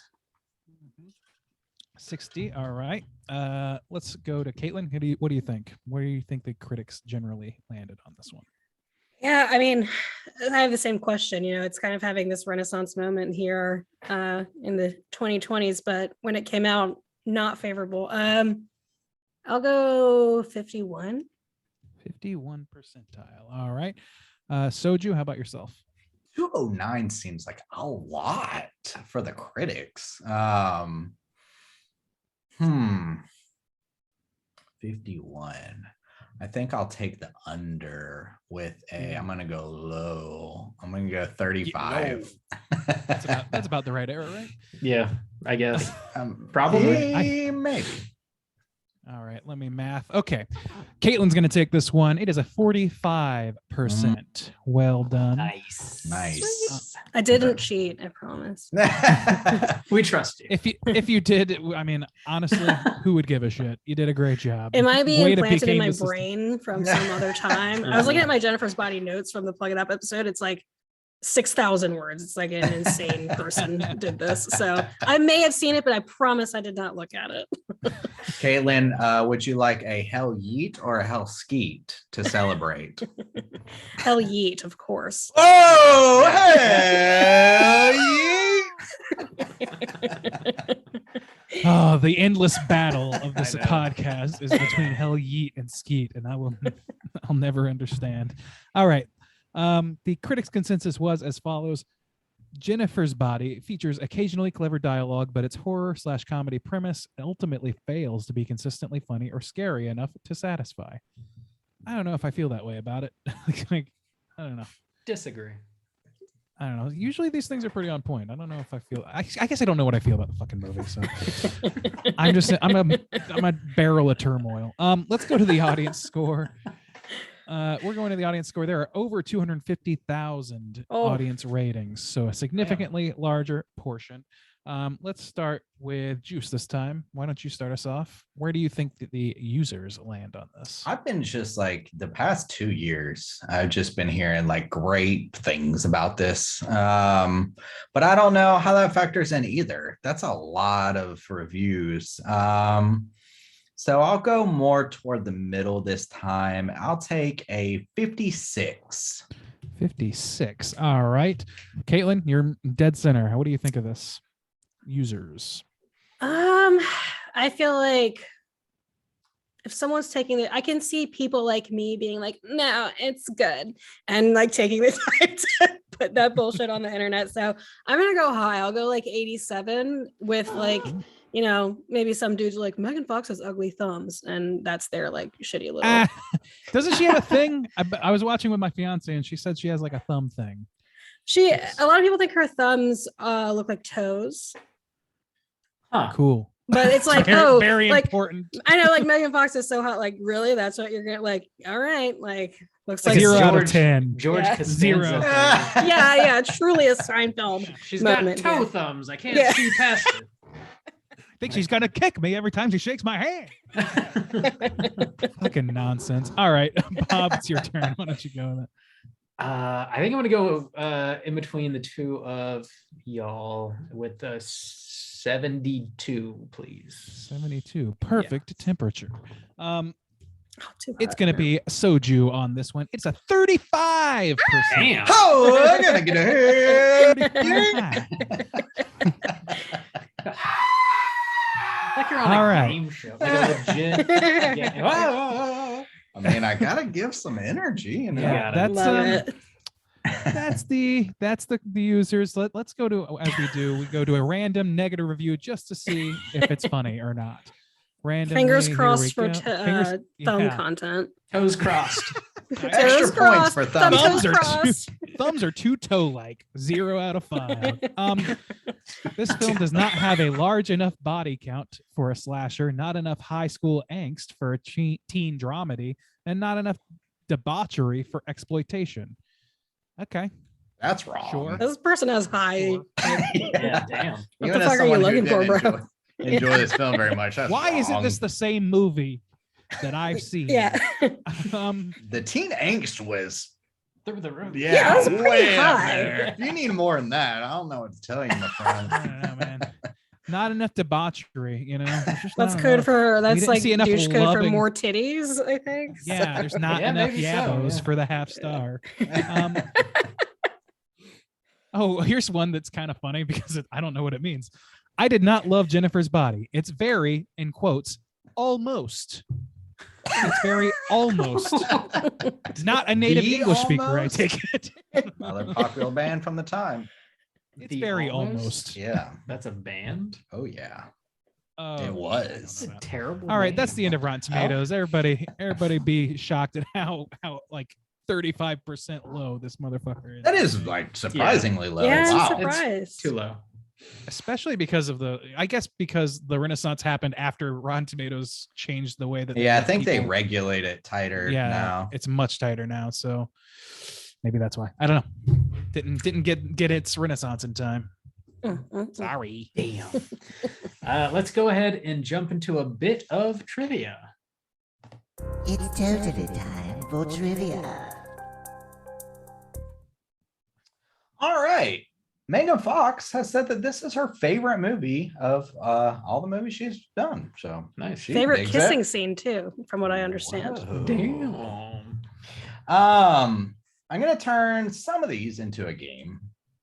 This is kind of nuts. To prepare for her role as a possessed living dead teenager, Megan Fox lost some weight. Can you tell me? I want you to guess how much weight she lost and what her ending result weight was. Oh my Oh god. god, this is like Just- yeah. truly upsetting. Well, there's like when she's hungry and hasn't eaten a boy in a while, she's like, yeah. my hair is dull, my skin is broken out, and like I'm bloated. It's like, what the fuck? That's let's see. upsetting So- to even know. I don't know. I like, know. I was like, she's very what? thin to begin with. Yeah. So, Caitlin, can you guess She's how just a much, fatty. She's still fat. how just much slimmed weight down did a she little, honey. lose? 12 pounds. 12 pounds. And what do you think she ended up at? No, fuck. My day job, I work for an eating disorder treatment clinic. So Oh, no it's so shit. fucking no. hard. You're gonna nail this. I'm not. I don't know. She's tall, right? 127. I don't know. I don't know anything. Okay.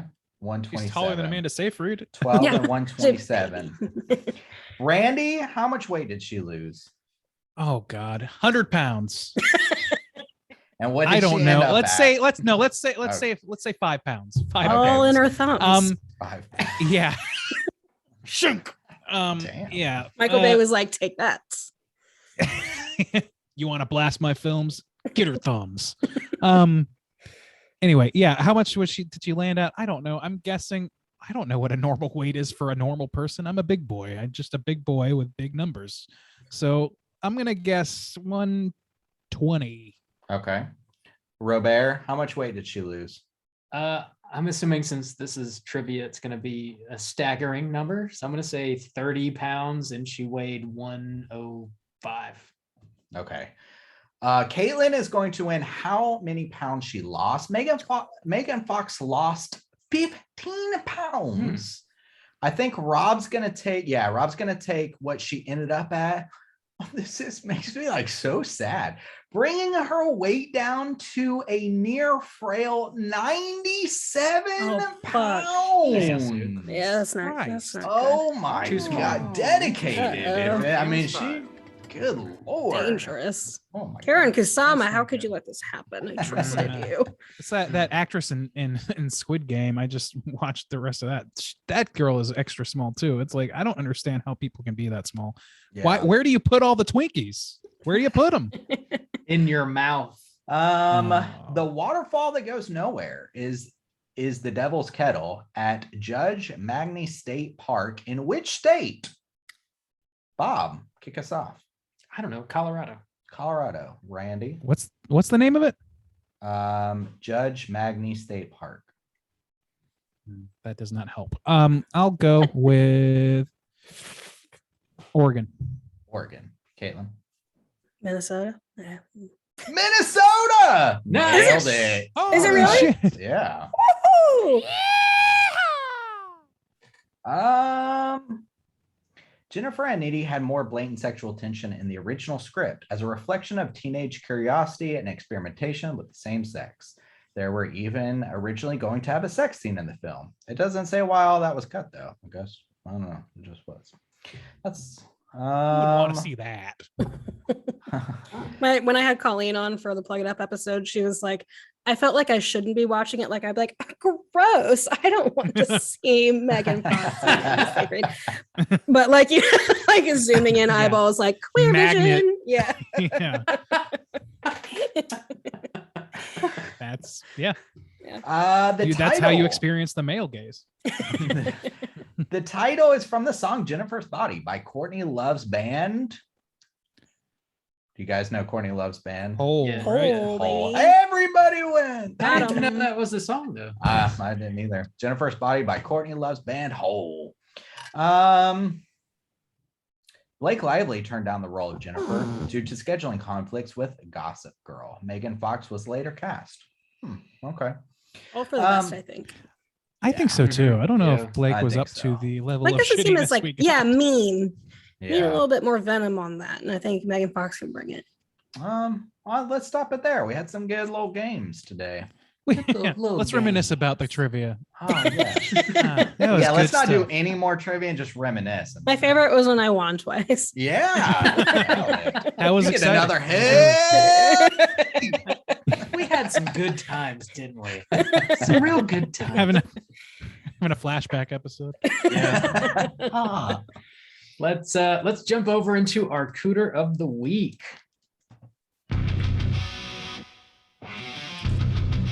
Straight chillin'. Gooder of the week.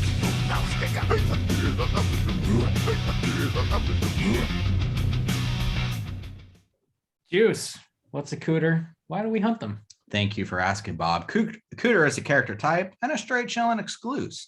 Cooter must hit 3 of these 5 points to be considered a cooter. We want the cooter with the most points. The 5 points are sexual deviancy, manipulation, smug arrogance, overall looking attire, and overall patheticness. I got one on my mind, but Oh, who me wants to too. take? Who wants to got submit to Cooter Court this okay. week? I got 2 as well, I think. Yeah, I've got one big one Bob, for sure. You never kick us off. I was going to ask Caitlin if she had anybody she wanted to nominate. I really just want to like hold court and hear the cases. Yeah. Okay. We kind of throwing her in the deep end. There, Bob. That's fair. That's fair. I like it. I would say the band, Low Shoulder, and That also was like mine, yeah. Jennifer. Yeah. Those would be Yeah. my 2. Those are the 2 that came to I mind. think the band hit the highest in my mind initially because obviously the manipulation, I guess, is their biggest one. And I got to give them the look and attire. Whether you like the air or not, I'm giving the look and attire. You know, Okay. I gotta say, that's the defining factor for me. Like, I think they win the I'm looking at the 5 points here, and I see them hitting 5 and Jennifer hitting 4 because I don't think her look and attire, like, it seems perfectly suitable for the time. It didn't age too poorly. I mean, she looks great actually, yeah. regardless. So, I mean, I think that she's actually outclassed in cooterdom by the band, in particular the lead singer, because like he's the one he's like the avatar for the band. So I'm going to give it to him specifically. I know like she's like really shitty, but I even think they hit higher. I know like we got to work out the sands here, the Jeremiah sands, but like on smug arrogance, I think she might have him beat on that one. let's see. But I Is think it because she said I am a god while she was lighting her tongue on fire? That might have That- something to do That with have an it. arrogant Sure, beat yeah. for you. Maybe. They're kind of like more pathetic too. Oh, Yes, for sure. absolutely. Yeah, Sometimes, just yeah. they're They even can't like cut it as a band, so they're discussion. doing Yeah. bullshit fucking ceremonies. Yeah, they're not Yeah, even that's- sacrifice. They're not even like selling their souls. They're like sacrificing somebody else, and like them printing off the spell off of like Wikipedia or some shit or Dude. whatever. Good Lord. Yeah. Oh, arrogance. their little Oof. rape van and just That smug goddamn smile he gives Needy as Jennifer gets in the van. I mean, that's all you need. That one moment is the smug arrogance you need for him. his Like little that, speech about like, oh, we like to come out to like where nobody in the areas. shitty areas. Even the for shitty our areas. Like you play fans. shitty Yeah. bars. And and adding to the patheticness is they like build their whole career out of supposedly saving a bunch of people that they Yeah. definitely did not even look at, So fuck them. To me they outclass Jennifer in this one, but for the I sake think of so, fairness, too. let's say her manipulation is obvious, right? Or do you want to just go ahead, Bob? Yeah, I mean, it sounds like we've decided, but we can run the Jennifer. Yeah, like manipulation for sure. She's got that in spades. Arrogance for sure. She's got that. She's a god and all that. She's dressing stylish. I don't think we can really give her the attire. Yeah. I will Deviancy, say she's my got like some mean girl. She's hitting some mean girl notes with like the layered tank tops. Like, oh fuck. Mhm. Like I was like chubby Needy, and I was like, can't wear any of that shit. Like I was like, yeah. Was she tiny. sexually deviant? Actually, that's a good question because she does not. She did anal with sexually- Chris Pratt's character. I'm pretty sure. Well, I There you mean, go. hey, Done. too Done. consulting. It sounded Consulting? consensual, but also like No, I meant to say like two consulting adults. yeah. Two consultants I mean, assured me that was consenting. not They deviant. consulted Did about the let's anal consult about before. the Anal consultant. I've got it. Anal? Yeah, Yes. anal. My All right. consult. Yeah, it's a Consultant. very important consultant for some Consenting. people. Thank you. I too have a gastroenterologist. Yeah. Is this safe? I don't know that we could give her the sexual deviance. She definitely uses her sexuality to manipulate and kill people. But yeah, manipulation is there, but like if she had slept with Chip or something, then okay, she's making it like cheat on Needy or whatever. But she needed him to say that he liked her better. I think that's at least Oh, pathetic. that yeah. had something to do Okay. with her feeding on them, though, didn't it? Maybe that's another underbaked lore thing. It's like she's like, I need you scared, and it's like, why? Because the football guy was sad, and I thought that was something that because he was mourning, and it felt like there had to be some kind of emotional thing to go off of, and I thought Is there a that's thing what she there? was feeding off of, or like in some way. I thought She was I- what I- now? I think so. He's an emotional vampire. Is that what you're saying? That might be of interest. Let's consult. Not anally. We will This not is be Jethro, my anal consultant. The world is a vampire. I think we got him. It's the band. Yeah, We're- let's low shoulder. Let's roll. All right, No questions low there. shoulder. We got him. Yeah, we got we got him. book him. Let's go ahead and jump into what we've been watching this week. Hey gang, what you been watching? Randy, why don't you kick us off? Tell us what you've been watching this week. Sure. So it's been only a few days since we recorded last. There's not a long list here. I've only got a couple things. One thing which is just really interesting. Honestly, they're both kind of interesting in weird ways. So the first thing is a documentary rather, called A Dangerous Son, which I actually only saw, I think, the back half of. Becky was watching it and I kind of got in there, and it was really interesting though. So like for people who have seen like We Need to Talk About Kevin, it's like basically that in real life, talking about mothers who have, or not mothers. There's one mother who raised a murderer, basically like a child murderer. And it talks to her, and it also talks to a bunch of other kids. Basically, the idea being that these are people that have no resources or nobody. This guy put it really succinctly, and I want to get it right. This guy at the end, and one of the professors or something was like, we have to toe this line between, we can't stigmatize people who have mental disorders, because a lot of these kids are like on the autism spectrum and things like that, and it like contributes to how they think about things. But we also can't be so politically correct that we ignore these mothers who have kids that are violent and beating them up and like doing actual harm to people, and then eventually go on to do murderous things in some cases. So it's like this really interesting like study on that. It follows like 3 different families and then the woman whose son had already committed crimes. And it was very, very interesting. I want to watch the whole thing. I'm going to recommend it as like just a really interesting pondering on that subject, which is unfortunately so relevant.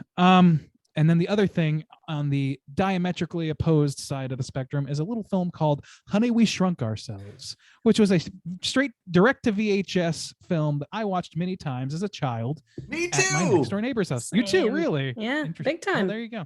So here's something that you guys might know or might not, which I didn't know until I started watching it while very, very, very stoned late at night. So keep that in mind because it contributed to my reaction. I'm watching this movie, and for those who don't know, Rick Moranis is in it. It's one of his last roles before he gave up acting to take care of his sick wife, which he makes him the sweetest guy in the world, basically. But it's a directed, like it's this small sequel to the other Shrunk and embiggened films that he was in.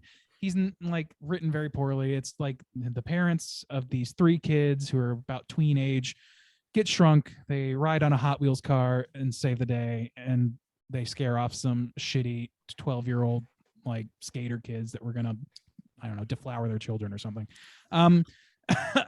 Anyway, so they go. Like I'm watching this movie after getting they didn't consult anybody for the record. There are 3 kids in this movie, 2 boys who are younger, and then like maybe a 13-year-old girl. And I'm watching this movie and I'm like, I recognize all these kids. I've seen this movie twice at least as a kid. I recognize them. But the girl, for some reason, I'm like, I think I might have seen this girl as an adult somewhere. Like, where have I seen this actress before? And I look it up, and her name is Allison Mack, who true crime addicts might recognize as one of the chief disciples and sex traffickers in the Nexium cult. Yeah. So she's in this film, and at the moment at which I realized this was a moment where the 2 boys she's trying to coerce them into serving drinks at her little party for her friends, and they're like, no way. And then like one of her friends comes in like, oh, is that, I don't know, is that Jennifer? Oh, is that Jennifer? Okay, we got to do this. And then they go, okay, we'll be your slaves. And she goes, great. And that's the moment that I realized what I was watching. Oh fuck, that's Allison Mack. It was the parallel. The drug-addled mind that was watching could not deal with it. So I had a pretty significant moment of breakdown, followed by like, oh wait, no, I'm just stoned. I'm fine. But it was very troubling. I was like, this is like I saw this as a kid. It's just so fucking weird, and the context of how I found out is so weird. Yeah, not a recommendation. Damn, man, I used to watch that movie all the time as a kid. It's been forever though. Never seen it. Oh, Bob. Sorry, I missed out. She was recently convicted, I think, of sex trafficking. Wow, that's wild. Yeah. That was my fun week. Yay. Hey, Caitlin, what have you been watching? A lot of rewatches for me. So I saw Titan in theaters. I love Julia Ducournau. I love Raw, I should say. And I was so excited about Titan. And I covered it on Plug It Up, and that episode came out, and I was still sort of processing what I'd seen when we recorded, but I've watched it a couple times since because we're going to cover it on Bloody Good Horror. And so, yeah, I ended up buying it. I bought it on demand and have been watching it for better or worse multiple times. Have you guys seen it? Yeah. Mm-hmm. Yeah. Loved Raw as well. Love Raw. I'm a fan Oh, of Raw. both. Yes, I'm sorry, I misunderstood. I have not seen Titan. Titan. Yeah. I'm I sure have it's like seen Titan time. No, I'm or sorry. Yeah, something, she was but- asking Titan. about Titan. Titan. I'm like decidedly like anglicizing, southernizing, like Titan. And I've seen it several times now, and it is fucked up. But on my list, I just always write titanium because I have like my top 10 list. And I keep measuring. I'm like, titanium. I'll get there when we Close enough. do Yeah. the list. That'll work. Autocorrect will not have it. No. I also I am for an upcoming episode of Plug It Up, I'm doing a dark song, which is one of my favorites. And I actually got this book called The Magic of a Dark Song, the Abramelin Ritual in Fiction and Reality. So I've been like deep Wow. diving into the Abramelin ritual and behind the scenes on a dark song. So Interesting. Reading a lot about demons before bed, which is Man. super chill. So That sounds, man, the amount of work other people put into their podcast is just staggering. it looks that way, but like, well, Justin, you were talking about teeth, and I don't know if any of you have listened, but I did an episode on teeth for my show, and one of my best friends is a dentist. So I was like, what am I not going to have him on for teeth? And the raw Vagina cut, dentata. yeah, the raw cut of that episode is like 3 hours. I edited it down to like an hour because every so often he doesn't mention his full name, so it's okay to out him with this. But he's like, I'm gonna hit this bong real quick, and like he hits the bong, takes a shot, and chugs a beer. So he's like hitting a triple. I was like, Jesus Christ, Matt. So like, yeah, some a bong, it's episodes like, okay, so are like fluoride. this, and some episodes are like teeth. But yeah, Okay, so fluoride is like this thing. it's I like, gotta did you listen to guys this. know that dentistry is like it gets like very existential. We're going to see Last Podcast on the Left live together next weekend. Nice. Yeah, I'm very excited. So yeah. Awesome. All right. Juice, what you been watching? I watched The Night House, finally working through new horror from this year, and it was good. Heavy. Yeah, it was good. There's some problems with the lore that they dive into. I was like, some big leaps were made like pretty quickly, but overall the acting and the ideas behind it and just the ride was good. A lot of fun, and yeah, I dug on it. That song, I had to like get on that song too that they play over and over. She plays, or that record keeps playing or whatever. yeah. Oh, It's yeah. from like the 70s or whatever. I've been digging on that song lately too. I can't remember the name, but it's good. I also watched Lamb, A24. That was exactly as advertised, actually. I really want to see it. Is there a Yeah. lamb? Huh? What was it? Is there a lamb? Oh yeah, there's a lamb. It was wild. I watched it yesterday, or maybe I finished it today. I still don't know exactly what I think about that movie. It's shot in Iceland though, so it's beautiful. Everything about it's like super beautiful, but it's wild. It's wild, and they deal with a lot of like really kind of sad, fucked up things. But then there's also this lamb, and it's it's wild. It's like There's also this lamb. Yeah. It's very interesting. Do they serve the lamb with? Rigatoni. Wow. Not quite. I've also still been working through Mystery Inc. since I got back in the States. It's back on Netflix again. So Mystery Incorporated, Scooby-Doo, that shit. Fucking Fred and his traps, dude. That shit kills Fred me carries that every show. time. Him and his goddamn traps. I think that's all I've been watching. Yeah, because we just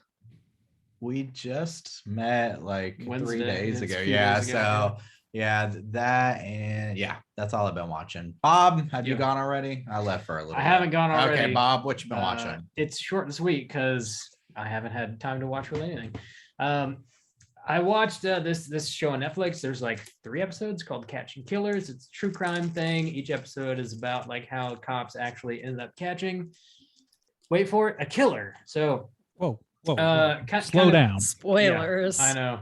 It's sort of like your average true crime story, I guess. So if that's something you're into, I'd recommend it. It's interesting enough. It's obviously very grim, but I guess you can take some sort of solace in knowing that the killers are ultimately caught. So there you go. Yeah. I also like was afraid that like, oh man, I don't know if I'm gonna have time to watch Blood Rage before the month of November ends. So I got it in last night real quick. Beautiful. Annual watch. You gotta Was watch. it cranberry sauce this time? It turns out it's not cranberry sauce. No. Shut the fuck up. God damn it, Ralph, get out of here. Spoilers. Yeah, if you haven't seen Blood Rage, do it. recommend it. It's a I great always- Thanksgiving movie. Yes. I always forget about that mom shirt and the yabos popping like wild. I always It's things are popping. Yeah, I'm looking forward to seeing her just slam leftovers out on the floor Sitting on the outside the floor. fridge, living the Pounding. only life any of us deserve, honestly. Check out Blood Rage for sure. That's really all I've had time to watch. So short and sweet from me. Let's go ahead and get into our last segment of the show, which is, of course, our hotline screens. Hotline screen.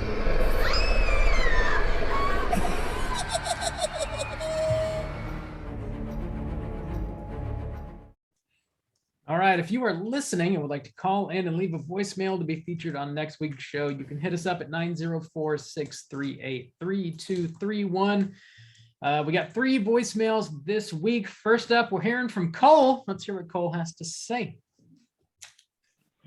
Hey guys, Cole calling. I just listened to the Scooby-Doo episode. I thought it was awesome. I was super excited to hear you guys talk about it.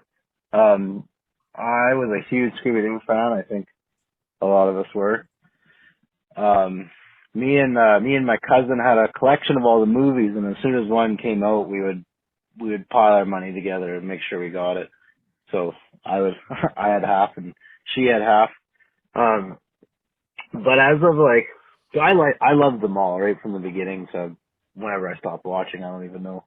But the one that I watched the most and kind of remember the most is What's New, Scooby-Doo, with I'm pretty sure was Blink-182, I think, did the intro song, and they even had a Blink-182 episode where they were going to a concert or something. I remember that because I loved Blink-182 at the time. I'm 27 right now.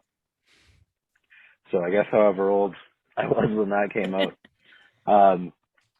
And just quick, I also wanted to say, I don't know how long I've been a patron, but for a long time, every time I voted for one, it always won. And then I'm on a 4-month losing streak.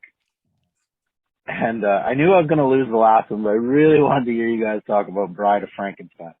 And I think next year, you guys should do a triple feature of the first 3 Boris Karloff Frankensteins, because they're so good. Considering they're made, the first one was 1931 or something. That's incredible. And then other than that, I just wanted to say, I'm pretty sure you had mentioned Randy was getting married this month, I think. And you guys promised that you would shoot some Malort with some pickle juice. So just a friendly reminder. Thanks, guys. Keep chilling. Bye.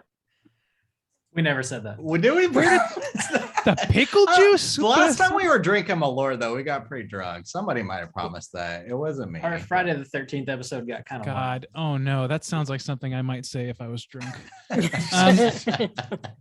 Yeah, Maybe. I'm working on getting a bottle, my friend, so don't worry. Of Malort, of not of pickle juice. That's easier to come by. Oh, yeah, because he said pickle juice kills any kind of aftertaste. flavor, That's yeah. right. That's right. Oh yeah. Okay. Actually, maybe. I don't know. I don't want to carry around extra pickle juice, but we'll see, my extra. guy. You carry some. You're gonna get already. gonna get some looks My at TSA backup for the pickle pickle juice, juice. I think. Where are you getting Almost. married? In a local park here in Oh my DC. gosh. Can I come? I'm so close. And There's now nothing the stopping you. It's a love a public wedding. park. invitation to all listeners. Everybody show up. Be patron at the Here's $1,000 the address. or above. Yeah, exactly. Yeah. The honeymoon buy- tier of straight chilling. You can come. The amount of my wedding that you can attend is directly associated with how much of my mortgage you're paying off. Fair. Yeah. So But congrats. I was That's gonna really say something. exciting. Thank you. Yeah. Thanks, Cole, for the damn pickle juice reminder. Yeah. Also, I love think the it's- Blink 182 reference. Yeah, that one is on Netflix too. Actually, I'm kind of watching. I kind of flip back and forth between them. So that one is on Netflix. I did a quick Google. Apparently, Simple Plan wrote the theme. Okay. It's very Ah. punky. Like anytime a song pops on, I don't know if it's always Simple Plan. And it's got a lot of like bright colors too. So it's very, I don't know exactly when it came out. It's like very much again of its time, but it's not bad either. Yeah. It's Okay. I've it's on never seen Netflix. that one. If you want to burn through them, yeah, they're on Netflix as well. Nice. I think it's great that Cole has a hard time remembering his age. It's very something I relate to very vividly. At a certain point, it doesn't matter anymore. It Like, really It's doesn't. not important. I'm not a doctor. Who gives a shit? Speak English, Doc. We ain't scientists. Thanks for calling, Cole. Next up, we're hearing from Brandon. Let's hear what he has to say. What up, bitches? It's Brandon again. So since my last message on the last episode or whatever episode, I wanted to leave a message where I wasn't stoned out of my mind. So here it is. I'm not talking stupid. I'm not slurring my words. What up? I'm just listening to the Scooby-Doo episode. I think you guys are making some pretty valid points. But Randy just mentioned, like, in the original show, Scooby-Doo, Where Are You? Like, it was meant to, like, be spooky. And it was actually, like, some episodes are, like, legit scary. I remember when I was a kid, I was watching, there was one episode where they go to, like, this island, and it's, like, there's, like, a vampire, and there's a scene, I specifically remember it, because it scared the shit out of me. This chick answers a phone, and then all of a sudden she, like, is looking away from Scooby and Shaggy, and all of a sudden you hear some, like, hissing out of the phone, and then she turns around, and she's got, like, vampire teeth, and her eyes are black, and, like, legit gave me nightmares. It was so fucking scary. To this day, like, I haven't seen that episode in a long time. I've been meaning to rewatch it. But, like, scared the shit out of me. So, it was very disappointing with the Scooby-Doo movie, where it wasn't, like, you weren't able to really figure out who was up to, because, like, yeah, like you said, it was all magic, and all of a sudden it was like, oh yeah, so, like, demons exist, and this is all voodoo and real, and you're like, when they show that it's Scrappy, you're like, all right, I guess he's in this movie again. So, I agree with you on that point, but nostalgia-wise, fucking love this movie. It's fantastic. I really enjoyed watching it again as an adult, so there we go. Anyways, I don't usually leave messages right after mine, but I wanted to get my name out of the gutter for being the stoner, so there we go. Have a good one, boys. Keep chilling. Peace. Yeah, I don't know, Brandon. I think you might still be a little bit fucked up. Sound because exactly there's the no same to such me. thing as Scooby-Doo. What are you talking Stoner about? Brandon. Scooby. Scooby what now? We call it a Doobie Doo. My cousin's kids are getting into Scooby Doo, and it's Doobie Doo all the time. Nice. Hey. Hell yeah. Oh, Pass that shit. Thanks So for thanks- calling, Brandon. thanks for clearing your name, Brandon. Yeah, we don't believe you. You're definitely still stoned, for sure. 100%. Always good to hear from you, my dude. We got one more voicemail. Next up, we're going to hear from the old mystery caller. Let's hear what she has to say. Hey y'all. So to answer the prompt, my favorite Scooby-Doo era is definitely, TV-wise, it's definitely the 70s. And the one, I don't remember what, I think it was 2003, the one where Simple Plan did the theme song, I don't remember. But my actual favorite era of Scooby-Doo was the direct-to-video movies. Scooby-Doo and the Witch's Ghost is my favorite Scooby-Doo anything, because also the Hex Girls were introduced in, I'm pretty sure, and that was truly my bisexual awakening. But my actual, like, low-key favorite one is Loch Ness Monster one, because I was in, like, the second or third grade when that came out, and I remember, like, trying to bully the fuck out of my teachers in school. I'm like, can we watch it, please? Because I was obsessed with cryptids when I was, like, really, really little. What else? I bullied all my friends into watching Malevolence, the new James Wan movie that everybody hated but loved. So they all hate me now, and it's funny enough because my Wi-Fi was shit that day, I guess, and so I ended up buying it, and they all yelled at me because they're like, "Why are you wasting your money?" So that was fun. And then, the other thing I wanted to mention, I graduated from college, and my senior thesis was on puberty and horror movies, specifically like menstruation. And so, of course, I turned in this paper, and then like a month or two later, y'all did Carrie, and I was so upset because I was like, damn, y'all could have been in my paper. So, I hope you're all having a good time. And yeah, in my senior thesis, I covered The Exorcist, The Witch, and Carrie, obviously. So it was fun. It was probably the only paper I've ever enjoyed writing in my life, and it was like 24 pages, so I had a good time with it. But yeah, so hope y'all have a good one. Bye-bye. Oh, What's you're up, about to be- soulmate? Yeah, I know. You're about to be real pissed. If you're pissed because you missed our input, Yeah. then Jesus. The podcast for you, Caitlin. Check out the Plug It The Up. citation- logo has a tampon on it. What up, girl? The citation reads circa 2021. That's the citation. Well, for us. also, congratulations on graduating from college. That's Yeah. badass. Yeah. Well done. You know Uh, stuff. 24-page paper. I don't think I've ever written a paper that long in my life. So well done. I don't know if I've read that many words Are In your there that life. many? in my life. The entirety of it. Look, Uh, there's no money in it, so Well, I just shout out for Monstrous Menstruation. That's Heck yeah. my jam. It's I'd love fascinating. to Call have back- you over and plug it up. hell yeah. call back again and let us know. Like, I don't know. Who you are. Let us know about your fucking your paper and what you wrote about. I want to know. Are you on the Slack? About your fucking. Just No. let us know. What the That's fuck? Hotline Kings. There's- We're not there yet. Rob, Yeah, this I is know. not consultation hour anymore. That's a If very. you didn't get a good grade, I will call on your behalf and make a scene. Shit. Change it. Mhm. Thanks so much for calling. Hope all is well. Again, if you guys are listening and would like to call in and leave a voicemail to be featured on next week's show, you can do so at 904-638-3231. We're gonna be back next week with a brand new show. We're watching Ghost House from 1988. This was a Patreon pick. It was chosen by Catalin. So slam your eyeballs into Ghost House. Get ready for next week's show. Caitlin, it has been truly a pleasure having you on tonight. Thanks so much for putting up with our bullshit. If you would like to remind everybody again about your own spooky doings and where they can find them, please do so.